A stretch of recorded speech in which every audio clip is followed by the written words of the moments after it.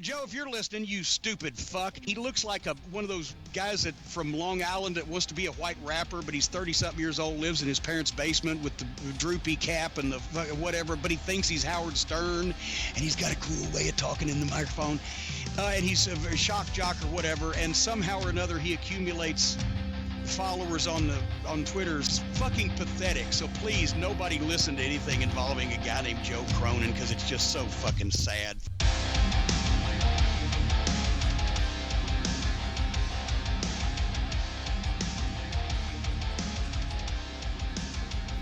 Hey everybody, we are live, I think.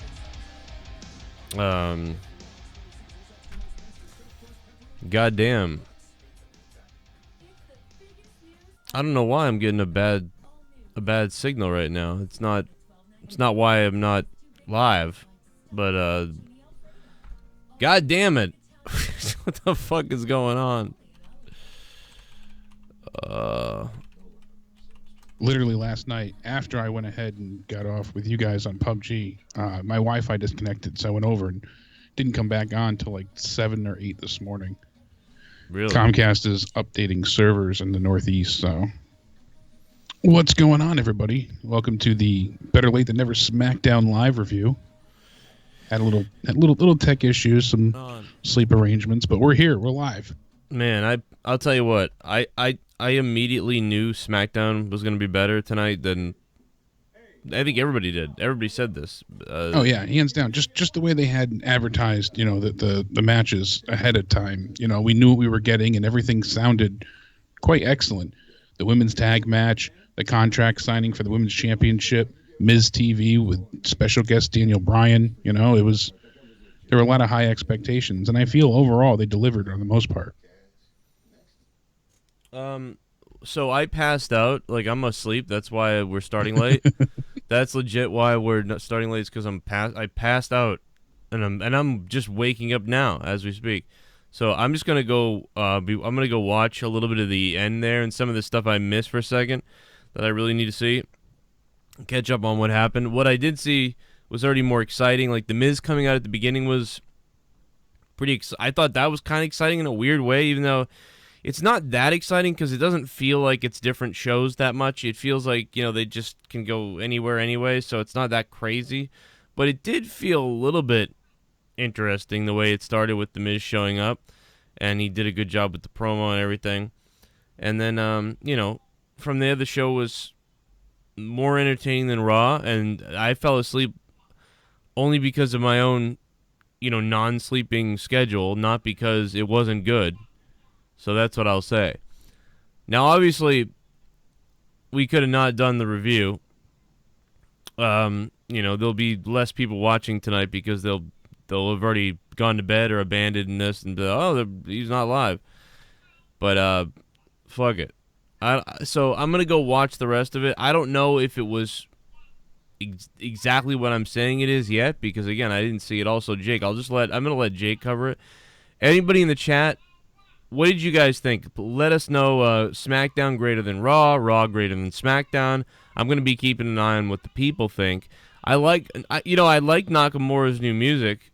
I don't know. I think like maybe live if he goes back to the original music, that'd be kind of cool. And then if you know, during SmackDown and when he comes out, the fast music cut would be nice. Or maybe just leave it this way the whole time since now he's a bad guy, you know, kind of like. Yeah, they re-edited it since he went ahead and he became a heel, which I do appreciate when they do little changes like that. You know, when you change, you need to change every aspect of your character. His wardrobe could use a little overhaul too, but yeah. All in all, I at first I was like, I don't know how I feel about it. I went back, I re-listened to it, and I'm like. It's got to grow on me because I was such a fan of the original theme, but I liked it. It was I like change for the most part when it makes sense. Like you said, we knew he had a heel turn coming, and when that happened, you know, it was nice to see them try and change every aspect of it. I guess there's some Japanese lyrics through in there in the background too, so it's a bit of a. I don't want to say it's a mess because that's not the right word here, but there's a lot of layers to it. It feels like they added a lot to a little, but I don't know how much sense that makes. It's just it's a bit of a clusterfuck, but then again, it works. So I see a lot of people. A lot of people said. I see a lot of people saying that this was either as bad as Raw or it was better than Raw. So it seems like half the people are saying this was better, and then half the people are saying it was as bad. So yeah, I was entertained. That was the thing. Last night was boring. Last night I just did not want to pay attention. I felt like the only focus was on the Greatest Royal Rumble. I mean, obviously it has to be that way, and there was a lot of promos tonight.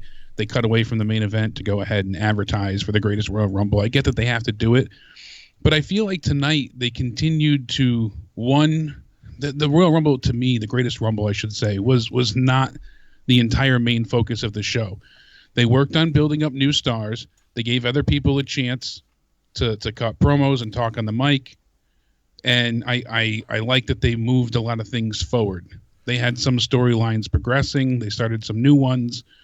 Not everything worked fantastic, but a little bit weaker on the wrestling side of things, unfortunately, but the mic work was better overall. So what happened, because I passed out at one point. I passed out at different points, but what happened after Big Cass came out and started talking? Like, where did they go from there? Big Cass, obviously, Miz starts off with Miz TV. Yeah. Makes a really good speech, as he usually does on the mic, says, he wants everybody to welcome him back to SmackDown. He's not going to stop till everybody gets on their feet. Cuts a really good promo saying how he's a changed man and he sees the error in his ways, basically, since his child was born. And if Daniel still feels like he needs to punch him in the face to feel justified, then come out and hit me in the face. And we wait, and Daniel never comes out. Well, I heard him say he had a bond with his kid that Daniel doesn't have with Birdie. Doesn't have with Birdie. Yeah, he's still a heel, but he's kind of teetering on the edge of that in-betweener. It was enjoyable. Miz, always a high point of the show. Big Cass comes out, and honestly, when I think of how Roman would be as a heel, I would book him in a sense of what they gave us with Big Cass. Wearing the suit, the cocky attitude, that kind of, not fully to the extent of what they did with Big Cass, but that's how I picture Roman, that in that vein, that esque. So Big Cass came out and he delivered a really good promo here, talking about, he grew up being bullied and then he hit a growth spurt and he decided that he was no longer going to be small. He wasn't going to be weak. He wasn't going to be timid. And he didn't have to go through, Japan and the whole, bingo hall trek. He was able to get right into NXT because he's tall and he's handsome. It was funny, too, when he said 7 feet tall, you heard a small portion of the crowd chant, and you can't teach that. That made me chuckle. Oh, wow. Yeah, so, that's going to stay around for a while. I'm surprised they even mentioned the 7 foot tall thing, but, they focus on that. I knew the announcers would, but I didn't think Big Cass would say it himself. I figured they wanted to distance themselves from Enzo as much as possible. Well, Enzo's in hanging himself in a closet right now, according to his tweets or whatever. Yeah, he's got the Jordans hanging from the power lines, saying it's been real. A lot of people think that means that he's done with wrestling. Other people are guessing that he's just WWE, done with WWE, obviously. So, we know he's done with WWE, but a lot of people are taking it that he's, hanging up his boots and he's no longer going to be wrestling. So, one thing I can say about falling asleep, passing out and almost missing the show is I don't think I've ever gotten this many tweets in the span of 9 minutes. I concur. I agree with you there. Yeah, a bunch of people were worried. Is Joe okay? So I wasn't. You're right. Everybody knew because I'm normally like, bam, I'm on. You're right on. I don't miss shows, and if I do, I'm telling everybody. So yeah, at least sorry it's about known that. Beforehand. I'm totally jacked up, man. Jake's taking over. Yeah, NG Fresh Big Cass does kind of remind me of Test. He still has that look and that feel to him. Yeah, but he does. He spoke very eloquently and he made sense. He did very well. He surprised me because he was never that confident or convincing on the mic.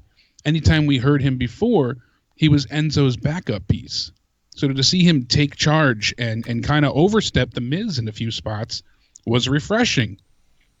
And we when we see Big Cass start heading to the back, they cut to a quick little shot of Daniel Bryan laid out backstage. And, basically, we have Big Cass saying that Daniel Bryan will never cast a shadow over him or anyone else ever again. And then we see Daniel Bryan laid out backstage. So we know somebody attacked him, either The Miz or Big Cass. Likely it's Big Cass, but, we don't know this at this point. Definitely. Now, so, this, good. What I thought was going to happen, we laid him out last week, but it was like, this is about what we thought was going to happen. Like, he was going to sort of get in the way a little bit of The Miz's thing, but kind of eventually help The Miz. And, Famous B hit me up, and he was like, nah, this is obviously leading to a triple threat. And I was like, really? I was like, see, I don't think... wouldn't they have to do Bryan versus Miz one-on-one, and, like, there's a weird outside element of Big Cass? Why would, if they did a triple threat, that would kind of take some out of the sale, It's wind out of the sale. No, I don't foresee this heading to a triple threat, even down the line. What they're doing here, and I appreciate it, is they're giving Miz and Daniel Bryan a very slow burn. Yep. There was high expectation to see these two in the ring together tonight and confront each other. I also think that, to be honest, they're getting greedy, and I think they're trying to put some of this heel on Cass too. I think they're trying to literally rub off of what they're doing to put it on some of that on Cass. Oh, hands down for sure. They're just trying to give him the rub off of their already established feud. But to me, it's working. It really is. Now we're going to see Big Cass and Daniel Bryan face each other at the Backlash pay-per-view. So I appreciate that. We heard from Bryan backstage, and he said that he was attacked by a weak bully, and that he's going to go ahead and get his vengeance. He talked to Paige, and he got approval for the match. That's all right. I missed that part. Okay, cool. Yeah, so I like where they're going with it. I like the slow burn between Daniel and Miz. It's something that we all want to see, and I think there's a lot more than just heading right into the match. They can do a lot with this. I've seen a lot of people fantasy book this online, and there's a great deal of possibilities here. I don't want to see them just rush right into it. This is one of those scenarios that I don't want to see it take all the way till next Mania, but I certainly can see it happening at SummerSlam for the IC title. Right. Miz made it clear that he wanted to go ahead, win back the IC title, and bring it back to SmackDown. And he said Daniel Bryan had to relinquish the title previously. So it's the belt he never lost, and the belt the Miz shouldn't have lost, was basically the statement he made. Okay. But I liked everything there. Opening was solid. It was entertaining. I was surprised that Big Cass was the one to come out in that spot. And I was even more surprised and impressed by his opening promo.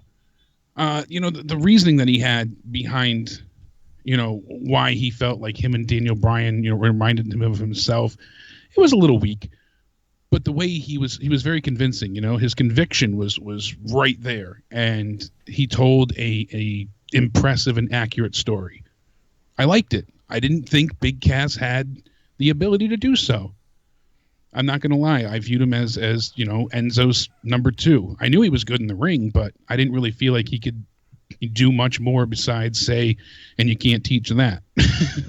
Yeah, and he seemed better. ShiBUM! Oh, shit. It was a funny moment for me this evening when Cass was cutting his promo on Bryan and said he looked like a guy that should be laying tile in my kitchen. And there I was streaming the show while laying tile in the kitchen. Abel Salas Jr. says he was laying tile in the kitchen. Well, Cass said laying tile in the kitchen. Did you hear that donation? No, I didn't. Oh, you paused right away like you knew. Like you just heard in my voice, I guess. You said, oh, shit, so I immediately assumed. Yeah, that was my tip-off, but that's funny. Abel Salas Jr., man, thank you. That's funny that you were laying a tip out there. Let me play this other one real quick. I'll tell you what they're saying, and I'll pause them again so I can tell you. This is Bry Guy. Bry Guy, man, thank you for dropping a couple tips, man. I'm sorry. I'm sorry I'm jacked up, guys. I couldn't cancel the show, though. Hey, Joe and Jake, 21 cents short of ShiBUM tonight. 4 out of 10. You're an almost ShiBUM. You're almost a ShiBUM, yeah. You almost got it done. Thank you, Bry Guy. And every bit counts. That's for sure. For sure. So then we go ahead and, we head into the Iconics. Also, the Iconic Duo. I don't like that they changed the name. That's just a minor pet peeve of mine here. The ambiguously gay duo. That's what I always harken back to. But they go ahead, and Asuka, is going to go ahead and team up with Becky Lynch to face the Iconics. And they give the Iconics come out, they give this promo. They're already in the ring. They don't get an entrance. And it was funny to a certain extent. Like, I know it was corny and cheesy, but I enjoyed it. As ridiculous as it was, I know a lot of people didn't care for it. They thought it was too over the top with their mocking Becky Lynch's accent and all the ridiculous things that they did say.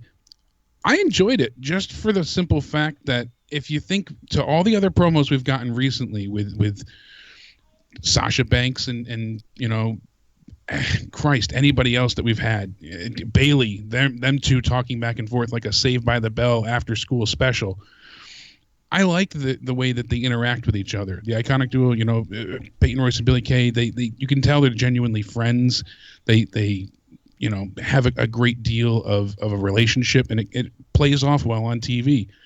They kept, looking into the camera, saying the camera loved each other and how beautiful they were. They were flaunting and really building towards their own ego, and then making fun of their competitors. I enjoyed it. When you compare it to everything else that we've seen recently from the women, no, it wasn't the best promo ever, but it's better than what we got for the most part recently. Yeah, I'll take it. I didn't see it, but I'll take it. Sounds like it's all right. right. If you saw it, you might think it was a bit more cringeworthy than what I'm laying it out to be. But I'm just going off of how Raw was last night. Yeah, I'm gonna bet I hate it. You think of like what Natalya gave us recently with Ronda Rousey and every other single, female bullshit. It's just this was not miles better, but definitely an improvement. So we start off the match. Asuka and Billie start off, and they get a few shots early. Becky gets in, who sends Billie out to the floor. They go back and forth, and it ended up being a good back and forth match. Not really many botches. They seem to work well together. I like seeing Asuka and Becky as a team together. That was an interesting dynamic. I was surprised that the Iconics ended up winning here. It was a pretty solid 10-minute match. I wish they had a little bit longer here, but granted, the Miz TV segment went a bit long. I liked it, though. It was good. It ended up with a quick roll-up.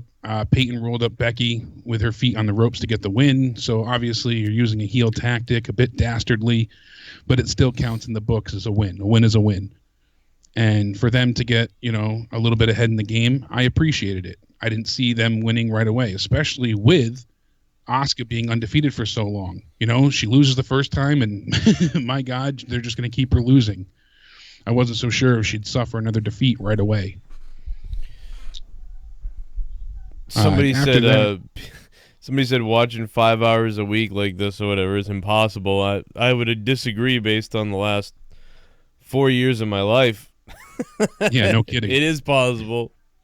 Yeah, so we're not taking calls right now, but we will in a little bit. Yeah. See, Elliot says, just admit, Jake, the show was boring. I really didn't think it was that boring. I was far more entertained tonight than I was last night. I mean, I fell asleep, but I thought it was just because I'm being tired. I couldn't do it anymore. I was like, oh, bro. Yeah, you were just beyond beat at this point, so I don't blame you there whatsoever. But to me, it wasn't a need to change the channel or be occupied with something else. Well, what would you guys give the SmackDown tonight? Let me see it in the chat. Let me see because I gave Raw a 4 out of 10 last night. I said Raw was a 4 out of 10, I think. What did you think Raw was, Jake? I gave Raw a 2 last night. Jesus. I despised Raw. There was nothing, no storylines progressed. There was nothing beneficial or entertaining from the show last night. A lot more people than normal said like 1 out of 10 too, so I thought maybe I should lower mine, but I was like, it's just how I feel. I'll give it a 4 out of 10. And, maybe I should have lowered mine, but it's a 4 out of 10. But you guys I see, it's all over the place, Jake, in the chat. It's like people are saying 5, 2, 4. 6, 5, 4, 8, 2, 1. I kind of see a good deal of 5s on there. No, granted, the commercials do bother me. Absolutely. Yeah. The commercials are atrocious. Even when they do the split, picture in picture, I do prefer that over just going straight to commercial break. And I think the issue this week, and I'm trying to not let it bother me as much, was the fact that they're so focused on advertising the greatest Royal Rumble in Saudi Arabia that they had to show that promo a bit more. So they cut to commercials and cut out a few people's entrances as well. I mean, certainly the best part of the show was the intro, and from there it slowed down a bit, realistically, but I still think it was a solid show. Did they explain Paige not being there? No, not that I heard anyways. Okay. I could be wrong, but just I don't know. The chat might have to correct me there, but I didn't hear a reason for her not being present. Cass looks like a giant goat. I don't know. With him standing there saying that he got ahead in life because he's tall and handsome, I would have just stuck with tall. I don't know about handsome. Well, maybe that's the heel thing, but he does look like, be that as it may. I'll tell you what, Bebop and Rocksteady, they mutated from those thug punksters or whatever. I'll tell you what, if fucking if Ninja Turtles 3 or 4 needs a goddamn, like a giant goat man, the Big Cass is their guy, bro. Yeah, they can add, the third guy to Sheamus and he looks like a fucking upright goat. Oh, she was making a sex tape. That's why Paige wasn't available. Thank you, D-Moon. I didn't catch that. Yeah, I don't know where. I know I kept waking up. I was like, oh, and then people said Paige wasn't there, and I was like, what? Paige not here. Yeah, really. Hacksaw, that's a good one. I give you credit. Paige not here. Let's see. What did we head into next? We had a backstage interview with AJ Styles saying that he's going to have a 6-man tag match for the main event with Nakamura and Rusev Day. And when Renee asked who his partners is, he said that it's going to be Too Sweet. So we knew it was the club. I like the fact that they were going to be teaming together. Then we got another promo for Almas. They showed him and Vega that they're coming soon. I was really hoping we'd see something from them tonight, but I know they're kind of holding off to build towards Backlash, and they're waiting till after the Saudi pay-per-view event. Now, here's the next promo that was a bit interesting. I don't believe you saw it. I'm sure you were passed out at this point, but the Usos were backstage. They're talking amongst themselves. Naomi can't even talk. Naomi walks over, and she's trying to plead with her husband not to have this match, that she's worried for his safety since Jimmy Uso is going to be taking on Eric Rowan next, and she's not going to apologize for what she did last week. And Jimmy goes ahead and he just, he was very playful about it, saying, don't worry. He's trying to reassure her he can take care of his own business. Jay's going to be in his corner. And she's just very insistent. Take this seriously. It's not a joke, And he said, don't you worry. This Friday, we're going to get our tag team titles back at the Greatest Royal Rumble. Tonight, we're going to take care of Rowan. And they made their little hand gesture, kissy face thing that was kind of odd, but I like the fact that I'm going to contradict myself here, obviously, so I have to word this carefully. I like the way that they acknowledged, even with the Total Divas angles, yes, this is your husband. To me, it's odd. When people and fans already know things, I hate it when they ignore it, like, oh, they're not in a relationship.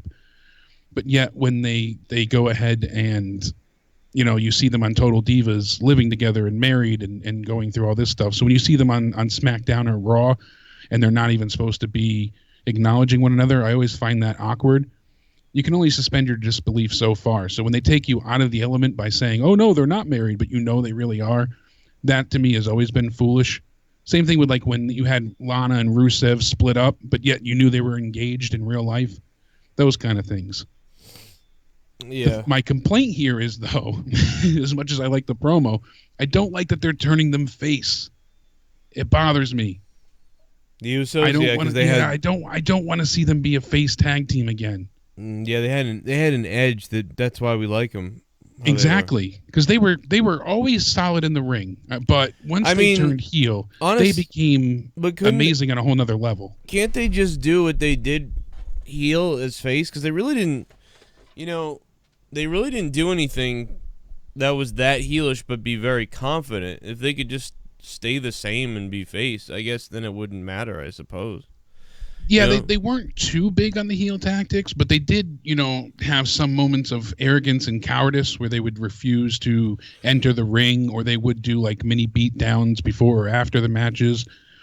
But you're right, they weren't all out heels, but I hope they don't lose that narcissistic way about themselves. Yeah, but I don't think them getting heel heat is going to make the crowd chant less. In fact, if anything, it's going to make them cheer more for him, because they come out there and they're like, yo, what we got here, Oos? Yo, we got this guy being like this and like that. Well, you know what's going to happen when we smack his face. What are we going to do when we smack his face? And then I'm a da-da-da, and we won the championship here and that. We're running the fucking game here in SmackDown, blah, blah, blah, blah, blah. And then the guy's like, yeah, we don't want to mess around right now. Well, the Usos do. The Usos dive in the ring and the crowd cheers. Instead of them being like, oh, not today, and then backing off. So, like, to me, like, that won't matter. If anything, it will put the cherry on top with the crowd cheering for them being tough. Like, we want it now. Like, we're not gonna back out of this. So I'm not so sure, but hopefully you're right. I do. But that's only if they stay as confident on the mic as they were. If they get the same freedom on the mic that they had, and they want to, literally be the same thing, but you're sort of heel. Like, it's sort of like, how do I explain it? It's kind of like Stone Cold. It's like he who is really, really a bad heel, but then when they flipped him face, I mean, he's a weird example because then he was still kind of like a heel in a way. Yeah. But like, do that with the Usos, make them sort of still be heels, but we're booking them as face, which is like there's only a slight bit of adjustment you need to make, which is as long as you just don't make them look like cowards, and that's about it. Really, they can still do everything else the same way, and we'll see though. If they ruin that though, that's fucked. If they change that confidence and that arrogance, then they might be in trouble. I don't want to see them go back to the shucking, jiving Samoans where they came out doing their native dance, and we're not going to do that now. I don't want them to be anything like they were formerly, and that's my worry because when Vince turns people back into faces, he kind of tends to revert them into their former gimmicks. Well, I don't think it would go that far, obviously, but I don't want to see any of that return. Yeah, I really do worry because their heel turn breathed so much new life into their characters. It saved them. They were floundering, and they were able to elevate themselves to the top of the game. They became the #1 tag team for a reason, and they always put on good matches, even as faces. But they were just floundering and lacking. They needed something to separate themselves from other teams in the division, and this worked wonders. English. No, dude, I feel like I'm like on a hip hop station, high as fuck right now. Yeah, that's what I feel like. The way I'm talking all slow, I'm like, yeah, we got the new albums coming out in May. Oh yeah, drop that hot track. Oh yeah, Fuzzy will tell us about the album. Yeah, so Fuzzy. Yeah, we worked on it. We worked on it with Coat fucking Peterson and Jamal Thompson, and we made this motherfucker. We killed it, bitch. Like, it's gonna be, when you hear this thing, man, I'm telling you, we're gonna play that track in a minute. I don't know. But I fuzzy navel. Yeah, I got myself a fuzzy navel, man. I don't know. I'm just so jacked up right now. Dude, I'm so messed up right now that I'm not drinking coffee because I don't want to wake up. When we're done with this, I'm going to go fall asleep again. That's a good plan. Because I don't think I can make it. It's one of those days where you just need to rest. I'm surprised I'm not like you. What's more. up with you? Do you want to talk about, are you telling people about what's going on? Like, I didn't read all your messages you sent to me, but that didn't look good. Yeah, no, I haven't told anybody yet because they called me earlier and, I went last week to get away to, it wasn't an intentional getaway. It just, I had to go for neuro clearance with my brain malformation. They had to make sure that I'd be okay to go under for a lengthy surgery to do the gastric sleeve for the weight loss surgery. And when I went and got the neuro clearance, it was all good news. The Chiari malformation hasn't worsened. It's not any better, but none of the nerves have continued to grow back, and there's no slippage and further blockage in the cerebrospinal fluid. So I got clearance from neurology to go ahead and excuse me, to get the gastric surgery done there. I'm waiting for cardiology's clearance this Friday before the Rumble, and I was waiting for the sleep study results, but I went and I saw gastro, and they did the endoscopy, and I knew then that it wasn't great results, that I had ulcers and my stomach's really destroyed from all the years of vomiting from pain and all the different bullshit that I've had to deal with. But they told me today that the biopsy results came back, and it's a lot worse than they had feared. And this sets the surgery out at least a few months. I have to take a new medication. I got it somewhere. These things are fucking horse pills. It's called sucralfate. They're 1 gram tablets. I have to take them 4 times a day to try and reduce the acid in my stomach and repair the stomach's lining that's ruined, as well as to repair the esophagus and diminish the ulcers. Then I'm going to be retested in 6 weeks. I'll have another endoscopy, and if that doesn't show improvement, then I'm going to have to go for surgery and to have the ulcers removed and to try and repair my stomach. If that doesn't work, then I have to have part of my stomach removed, and I probably can't have the gastric surgery. So... Damn. Yeah. Well, hopefully it gets. That's a lot of shit you got to do first to figure out if that works or not. Yeah, it's. Let me. Fuck, dude, that's nuts. It's so you have to wait now, like weeks to figure. I have to wait at least 5 weeks to continue taking this medication. You know, I'm still going to be doing everything else. Keep going to the nutritionist, and then you got to go do another endoscopy. Yeah, then I'll do the endoscopy. Hey, how was that? Because I got to do one of those. It wasn't too bad. They put you under. It's pretty short. Mine took longer because they were trying to repair the damage to my esophagus. They wanted to fix the erosion and the tear that I had. So that's why mine was a little bit more extensive. But that basically just goes ahead and they knock you out, put a camera down your throat, and that's it. You wake up. I want Hopefully them to they didn't rape you while you were out. I'm gonna be like, yo, can you guys put like a dildo camera down my throat? Like, put a dick down my throat. I've always wanted that. And then just stick a camera on it. Make it that. I'm terrified of a camera, but penis. Go ahead. Yeah, that sucks. Let me fucking. This is crazy. Let me play. That's the first I'm hearing about it. You wrote it to me, but I was. Obviously, you can hear the state I'm in right now. So when I and you were just waking up on top. When I woke up and saw your message, I was like, I'm not reading that. I'm not reading this book. I can't read that. Novels. I wanted to though. Is what's weird. Like if I had one of those, like Ty needed Tommy NC's reading program. Especially the way I type. I write novels all the time. If I had it, I would have read. I would have been. That was Justin Bailey's infamous complaint. Oh really? That you type too much? Yeah. That's what he said on the Corrupted show. Let me play this donation here and see what's up. It's got to be Kane. But anyway, guys, I appreciate that you guys are all here tonight. This was good, man. We're at least talking about it. I only saw some of it. Jake is carrying the show. I'm half asleep. I love you all. Hey, Joe and Jake. No worries on starting the show late, Joe. I had to take a nap myself today. Jeez. SmackDown was good. 6/10 tonight. Nakamura theme entrance is awesome. It's like other Japanese rock music I listen to. He plays a great heel as well. Have a good night, Joe. Well, Mark, thank you for the 666, Mark. Thank you very much. I'll follow you on Twitter, by the way. Also, I'm going to probably do a re-review that I'll put up on the Joe Cronin Show YouTube channel, so make sure you guys are subbed to my main channel, youtube.com/Joe Cronin Show. Once I see this whole thing, I'm going to give you a more accurate review. 6/10, Joe. The Bludgeon Brothers have to take your idea, Joe, and do something to Naomi now. Yeah. That would be amazing. Miz almost buried Cass in the promo. He had to cut his words. I feel bad for you because you have to watch Raw every week. I'm sorry. Oh, man. PA the Baker, what's up, Baker? Thank you. Thank you for the $5 and becoming a $5 shit bum and supporting the show, even though I was dead tonight. And, we won't go too much longer. We'll get out of here.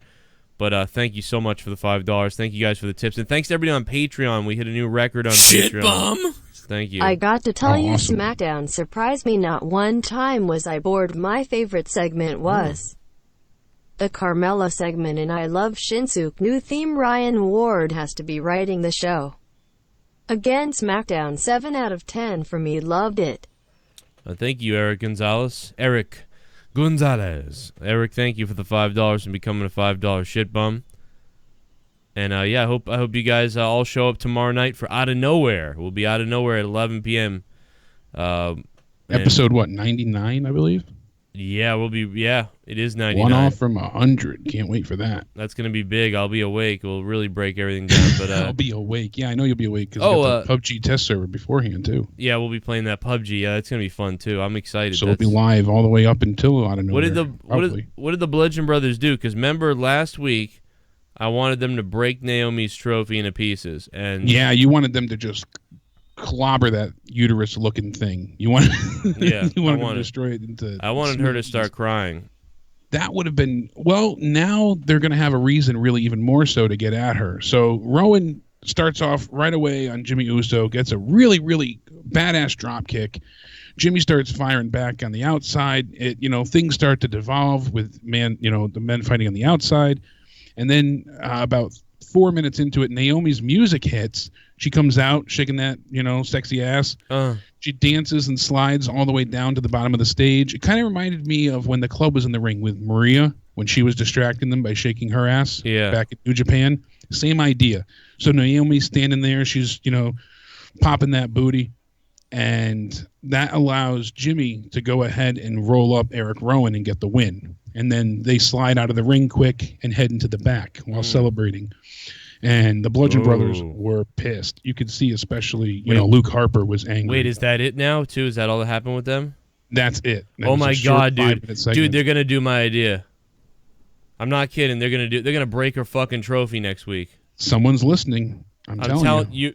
Well, I tweeted it at Road Dogg. I tweeted it to Road Dogg. Make sure you do well, then they don't have to listen. You're sending your ideas out. Yeah, I made it clear. I made it well known and I sent it to multiple other WWE people. I was like, break the trophy. You must break the trophy. So because now they beat up the Usos last week, and I said they should have broken her trophy too. But now they beat up the Usos last week. Now they come out here, and now Naomi cost them a match. Well, they can't beat up Naomi. I wish they could. But they set up the fact that they have to get even with Naomi somehow in a way, which it only makes sense to me that they would bust her trophy into fucking pieces and crush her heart, crush her soul, make her cry, and the Usos take exception to that, and now you've built more fuel into this thing. That just makes 100% sense. So I'll tell you what, dude. When's Backlash? May 4th, something around that point in time. What? Yeah, May 8th, maybe? Yeah, May 8th, I believe. Oh, my Christ. You're telling me we have another month until there's a pay-per-view? Not real. No, we got this week and then 2 weeks, so. Oh, I'm sorry. Oh, my God. I must. Yeah, I mean. Apparently when I'm this tired, I think June comes before May. Or excuse me, it'd be the 6th. I was looking at the wrong date. So I'm not May joking, 6th, dude. I believe it is. All right, so next week, obviously, if WWE likes stealing my shit, they'll do it. And if they like making sense, they'll break her trophy. Who was it? Was it Jeff Jarrett, Eddie Guerrero, or Chris Jericho that broke Chyna's thumb? I know it was one of those three. Right? I could be way off base. But remember they had her like tied to the back in a chair and they smacked it with a hammer? Oh, my God. I don't remember that, but Dad, they're going to use the hammers on this fucking trophy. Yeah. Someone in the chat will remember. It was one of those three, I believe. My memory sucks. But Chyna, I believe it was it was Jericho. All right. Thank you. I knew I wasn't entirely crazy. And he smacked her hand with a hammer and broke her thumb. Oh, my God. Imagine that with the big hammers they got. That thumb they've got her down in the back. And then, thank you, Denise and Fernando. Yeah, Storm agrees. So that thumb was inside crazy, Triple H the night before. That's what it is.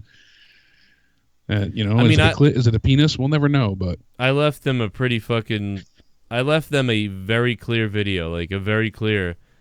You must have them break her trophy. Like you must have that happen. Like I left them a very clear video. For all maybe they thought about it too. Maybe they knew they were doing it. I don't know. Maybe they had it all methodically planned out, and they were like, Joe, you rushing everything as always. Maybe they thought I was rushing things, and but they're not gonna. I don't know, but if they do it, I'll be happy because they should. It's so funny to me. That's her, dude. That means the world to her. She won that Rumble. She cried like when she won it at WrestleMania, and then now they're smashing it to pieces with sledgehammers. I mean, the way I would film it would be amazing. The way WWE film it, it'll be what it is, but whatever. Yeah. I mean, that's right. I'm full of myself. No, but I don't think you were rushing it entirely. But maybe, like you said, they're going to let it fester a bit more. Yeah, we've got a couple more episodes till that happens. So. Yeah. And if it's true, then they did the right thing, But they do it either way. It's all good. All right, let's get off my ego now and go. So next up, we go ahead and we have the contract signing. I think this was one of the weaker moments of the night for sure. Renee Young's in the ring, invites Carmella out first. Carmella did make a nice little quip here. She said, why is the champion coming out first? Isn't that disrespectful? That made me chuckle. A few people brought that up on Twitter as well. She ended up playing her highlight reel that she aired last week in celebration of her championship victory. She said that no one gave her a standing ovation for her melibration. That's a tongue twister. Standing ovation for her melibration. So she had them replay the reel, and when they went ahead and finished the package, the crowd was booing. She said, "We're going to air it again." So they start to play it again. Charlotte then comes out. She struts to the ring. Finally, Renee tells them to be professional, sit down. Renee asked them to sign. They did. After the signing, Carmella went to wave the title into Charlotte's face. Charlotte then slammed the table after wooing on top of Carmella, and then she walked out, and that was it. Wow, okay. Carmella was really irritating, and I know that's what she's going for with the heel thing, but it really grates on your nerves. Yeah. Makes it hard to tolerate her for any more than a few minutes, unfortunately. And I do like her, but it was just a bit too catty tonight. You say that every week. I think you said that a couple weeks ago. I've said it a few times. When she screams in the ring, it drives me nuts because she doesn't do it once or twice. She keeps screaming, and she's very high pitched and nasally, and it keeps going and keeps going. If she did it a couple of times, it would work. But the way she does it so many times, it's just... she just sucks. Just say she sucks. It makes it irritating. Okay. All right, she's irritating. Now we know. Yeah. I don't think it was the right idea to have Charlotte not say anything here. Unfortunately, you didn't see it, so I can't get your full opinion on it. Well, if she didn't speak, I mean, right there, that's a little weird. Yeah, she didn't say hardly anything, and, just her doing the wooing... Again, bit of a waste. I guess I sort of if she did the woo, then I guess she did it right as Carmella was holding up the title in her face. Oh, see, that's yeah. I mean, I guess that's. I mean, I guess she should have commented on that. She should have said, what else is there to be said? You stole my title. I want it back, and without that Money in the Bank crutch, you wouldn't be here. Just like without those two, without something else, you wouldn't be in the WWE or something like that. Yeah, without Ellsworth, we never would have had a second Money in the Bank ladder match. Yeah. And you would have never gotten another opportunity, and something. And now like that. You're about to go 1-on-1 with the Queen, and you know what I mean. I'll become the whatever the fuck. Yeah, sure. I mean, just saying woo though is weird. I mean, you'd think she would say something. Yeah, it was short, but it wasn't sweet or straight to the point. It was just, it was what it was. That was, a short segment, but it felt like it dragged on. That's one of the reasons why I would give SmackDown probably like a 5.5, maybe a 5. It like I said, it was entertaining, but there was a few moments like this that didn't entirely work with the rest of the show. Next, we come back. Shelton Benjamin is already in the ring. Jeff Hardy starts to come out, and then halfway through his entrance... Wait a second. Hold on a second. Dun. Let me just stop you right here. I know you can't hear sounds and stuff. Hold on a second. Hey, but did everybody hear that? Everybody hear that? Here it comes.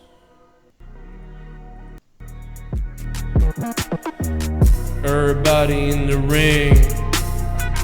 Everybody in the ring. Yo, I'm Kodak Black. I got out of jail. Yo, fuck the swirl. Yo, I'm Kodak Black. I'm Kodak fucking Black. I had house arrest. Now I got none to distress. Everybody in the ring. Everybody in the ring. Everybody in the ring. Everybody in the ring. Everybody in the ring. What you think? Make it wild, make it wild. I got a faggot kid around. Everybody in the ring. Everybody in the ring. Everybody in the ring. Everybody in the ring. Sorry.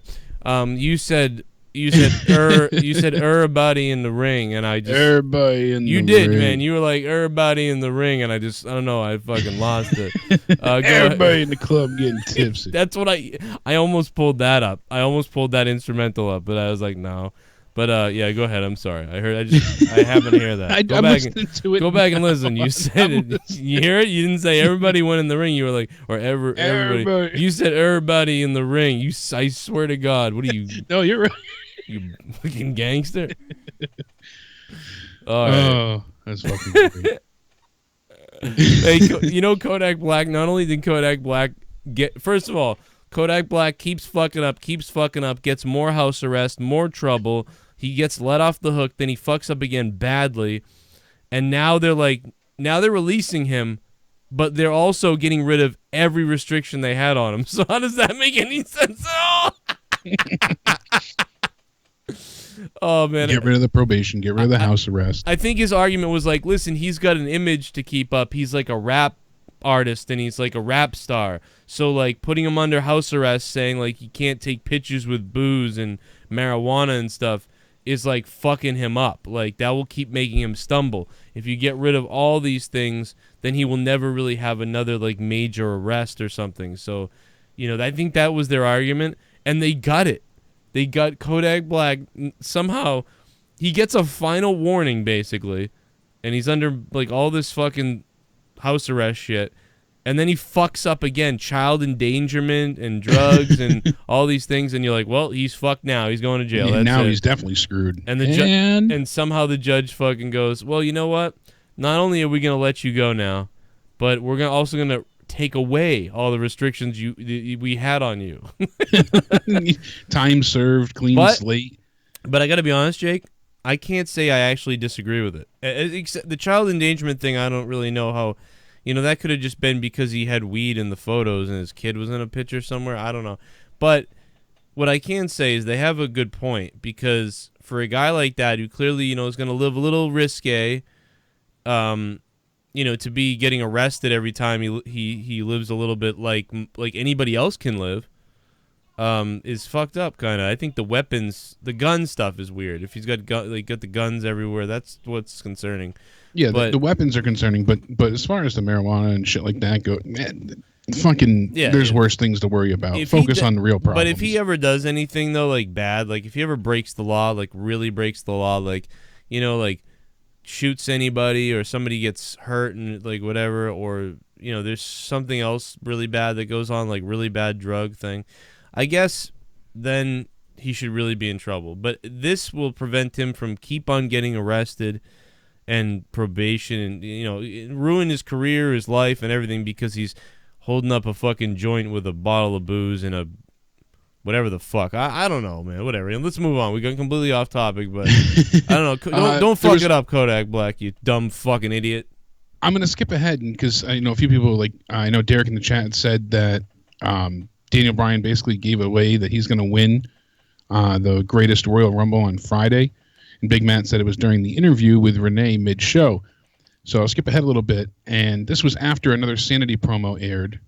Said chaos is coming. Daniel Bryan is interviewed by Renee Young. And this is what I was touching on before. He said he was blindsided by a coward. He had no idea why a 7-foot man would attack someone from behind, but he's going to prove to Big Cass that size won't be an advantage. He got approval from Paige that they're going to have a match at the pay-per-view. Bryan then said that he would see him on Friday when he wins the Greatest Royal Rumble. So I don't. How is that think giving that it away? was That's just saying you're going to win. I think that's just him being arrogant and confident. And by the way, he might not know yet. Vince might have not told anybody. Yeah, I'm not kidding. Not so sure that that's a spoiler. I mean, you never know, but I don't view it as one. And Daniel's pretty damn professional.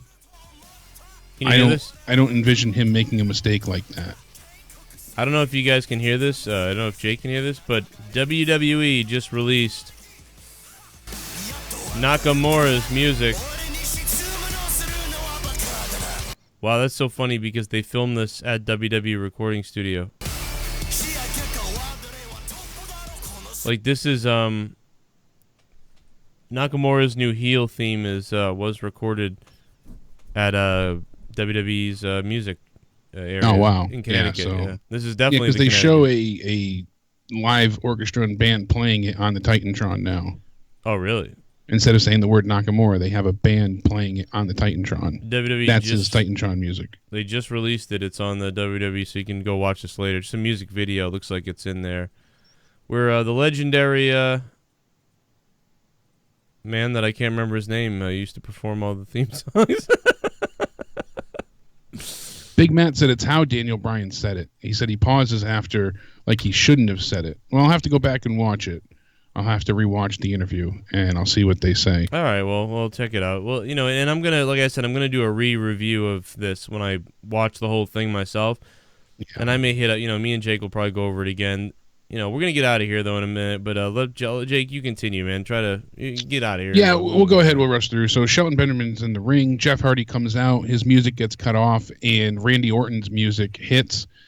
Randy Orton takes the match instead of Jeff Hardy. And, you know, it's basically a turnaround from last week, as where Jeff Hardy interrupted Orton. Jeff sat in on commentary. That was a delight. As always, that's something you'll look forward to, just hearing him riff on commentary at any point in time. He didn't even say anything much, but it's still just always a delight hearing Mr. Jeff Hardy, you know, rant and ramble. The match was not good. It really didn't deliver, in my own opinion here. Like I said, the wrestling seemed to lack a bit more tonight, but I thought the promos and interviews were a bit more entertaining. So Jeff Hardy was attacked on the outside by someone in a lucha mask. Security tries to stop them. They ended up in the ring. Orton pulls the mask off, and it's one of the Singh brothers. Orton RKO's him, and then Orton walks right into pay dirt, and Shelton Benjamin gets the win. Again, you know, a little more of a surprising outcome. I like that. Like, this is one of the things I enjoyed, though, the fact that they're building Shelton Benjamin as a singles competitor again, giving him a chance. They're building up their mid card. They're building up their women's division. They're building up their championship division. They're building up, you know, a lot of the new talent. They're giving Big Cass a chance. They're trying here to develop new stars, which is something we're always striving for. At least I know I am, certainly. You know, I'm more interested in many of these guys, and I don't want to go back to Raw. And I made a video about it the other day, but Bobby Lashley's fucked. Hands down, no doubt. This guy is fucking screwed, dude. He seems like a nothing. I mean, look at the way he lost last night on Raw. It was pitiful. Did he lose? Bobby Lashley lost? Or not Bobby. I was thinking of Bobby Roode.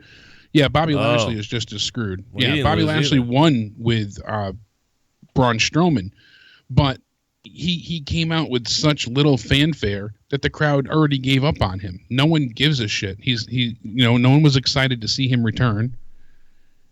Well, I felt like it went over like a fart in church. I think there was a pop that night, but as far as the internet reaction goes, no, everything. I felt like most people didn't care. The video I made the other day that he was dead, and people wrote, some people wrote like, oh, you know, you're crazy, give him time, or wow, you really want to rush things and stuff. It's like, yeah, I do, because things suck right now. I remember when Jericho showed up, it seemed like it was amazing. That's sort of what I was envisioning when you bring someone back like a Lashley, you really need to have them right off the bat, come in, swinging for the fences. They have to be backed 100%, full force, strong push, or else it doesn't work. We've seen it time and time again. History repeats itself. It doesn't work. And already, it seems like he's just laid to waste. He's teaming with Braun. He doesn't have a real identity yet. He doesn't have any sense of motivation. We don't know, is he going for a title? Is he going to face Brock?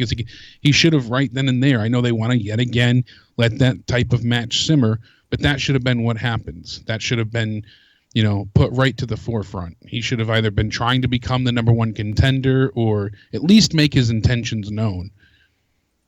Instead, like you said, he feels dead on arrival. Yeah. And Bobby Roode is the same thing. Bobby Roode was who I thought you said. I just heard Bobby. Yeah, he's a mess too, but he's another one. He lost on Raw last night. It was pitiful.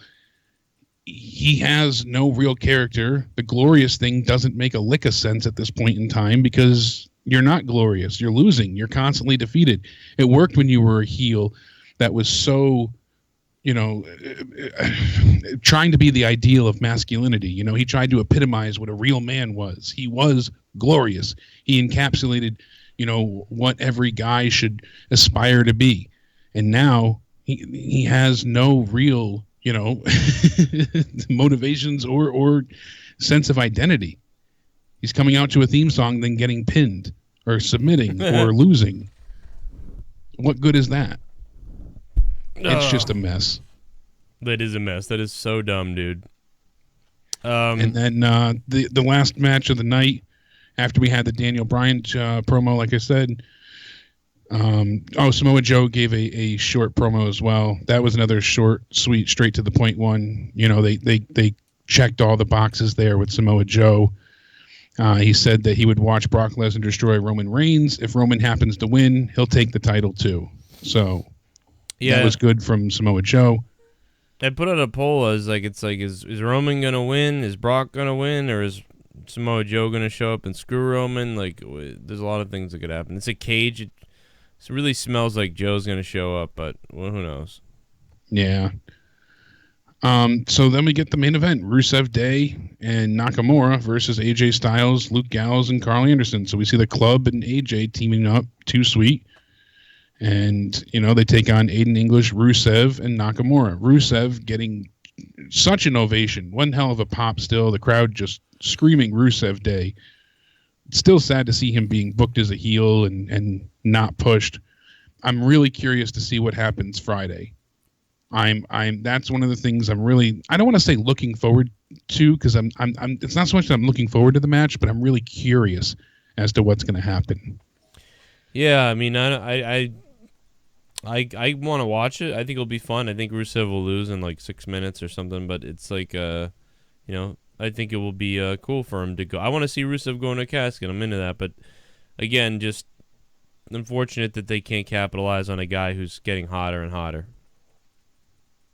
I hope it's not another 3-minute, just like what you saw at WrestleMania match. I want to see more from both of them.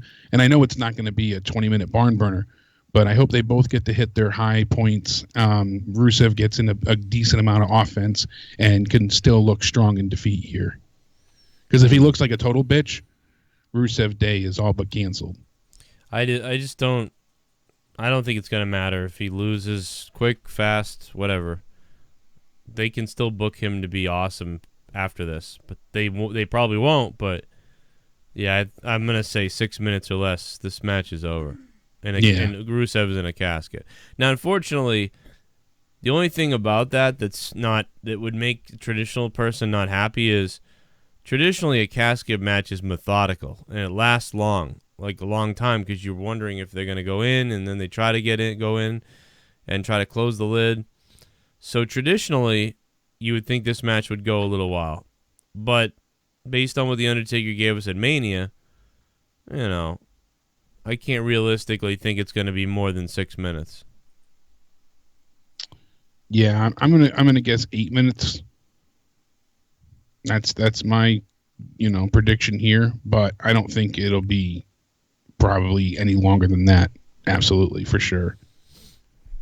And yeah, fuck it. Let's finish this. Let's get out of here. Yeah, that's it. Rusev Day, Aiden English and That's Rusev with Nakamura. They defeat the club with AJ Styles by Nakamura hitting a knee to the back of Gallows' head. He gets the pin. And after the match, Styles goes after badass. Nakamura. Yeah, they made him look like a badass, like a fucking assassin or something. Yeah. Nakamura took him down briefly, but then he regroups, hits the low blow yet again. He sets up for the Kinshasa, and then Carl Anderson jumps in front of him and takes the bullet, basically, with the knee. He sacrifices himself. And Nakamura then gets Anderson back up and hits him with another one while Styles is forced to look on. So he's trying to really get in his head and torture and punish his friends. It was a cool moment. Sets up nicely for a rematch. And it really feels like now they injected more bad blood into their story. Yeah. So I liked it. Again, a shorter main event. I was hoping they gave them a bit more time here because there was only 4 matches tonight. The main event was 10 minutes and 22 seconds. Yeah, there was a little bit of storytelling tonight, and sounds like not a lot of actual wrestling, but they needed storytelling, and it probably still wasn't that good. But I would assume since I gave Raw a 4 last night, I'll probably give this a 5. I probably should have given Raw a 3 or a 2 last night, but I will rewatch this. I will see what I think, guys, and I will check it out. And I will give you a review on my main channel on youtube.com/Joe Cronin Show. Just to update you for anybody who's new or not paying attention to it, youtube.com/Corrupted Podcast, my Corrupted channel, can go live again. Make sure you sub over there. We're talking about news and controversies, and clips are going up there. It's crazy. Right here, we are talking about WWE Live, and then we're doing our PUBG streams. We're going to be doing a PUBG podcast about the game. We're going to be playing that tomorrow. So yeah, I can't wait to test out new map, new weapons, new vehicles, and see how I can fucking cause us to die. Well, you're not Troy, so it'll be all right. Tomorrow, and of course, Joe Cronin Show is my main channel with the, we can't go live from that until July 2nd because of the YouTube problem, but come support me and listen to Patreon. I've been putting up a bunch of content on Patreon. I put up my banned videos, a bunch of my videos that were banned on YouTube. They're up on Patreon for you patrons.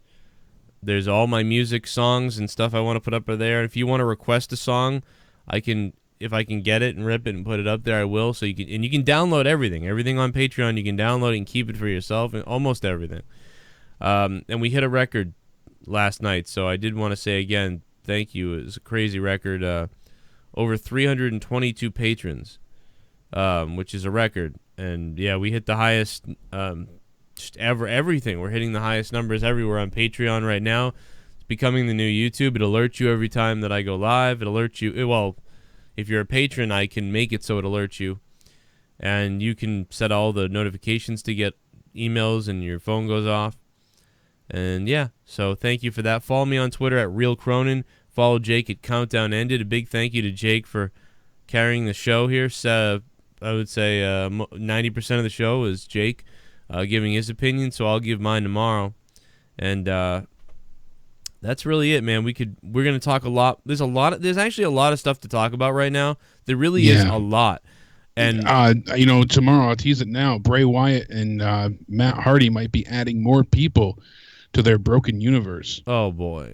I didn't want this. I didn't want this. I'm not happy. It's I don't want to say controversial, but it's certainly something that needs to be discussed. So that's going to be a big topic tomorrow night, and out of nowhere you're not going to want to miss. Also, a lot to do with the ratings. So, and then obviously previewing predictions for the greatest Royal Rumble Friday. Yes, that's right. Glad you reminded me. There's a lot to talk about, so we're going to talk about so much shit on Out of Nowhere tomorrow night. 11 p.m. Eastern Time, U.S. Guys, 11 p.m. We'll take phone calls tomorrow. We'll take a bunch of shit tomorrow. 11 p.m.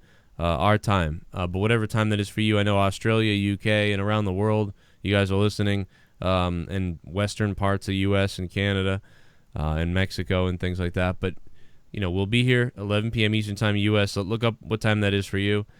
And then we'll do the greatest Rumble predictions. Probably, I guess we might do them tomorrow. We might just do them, and I'll be live with that review. I'll be watching it at whatever the fuck time, noon time it's on, and I'll be reviewing it. Yeah, it starts at noon and it's going to end at 5 Eastern. So yeah, so we'll be live right after that. We'll be live, and then I'll be jetting out of here to go call a wrestling show in Brockton, Massachusetts. And then monetize this. And then monetize this will be on, so I'll be really dead. All right, we're out of here. Thank you guys for bearing with me, and sorry I passed the fuck out. I'm going to get memed on this on Twitter all week. I love you, and we'll see you tomorrow night from out of nowhere. Hit the subscribe button down below. Subscribe to all 3 of my main YouTube channels. YouTube.com/CorruptedPodcast, YouTube.com/JCS Gaming, which is this one, Battle Royale Battalion. And, of course, YouTube.com/Joe Cronin Show. Follow me on Twitch, Twitch.tv/JCS. Twitch.tv/Joe Cronin JCS. And become a patron, by all means. If you really want to support the show, Patreon.com/Joe Cronin Show. And you get 6 to 8 hours of bonus content a week. And usually it ends up being about 30 hours a month of bonus video and audio. Yeehaw! Goodbye.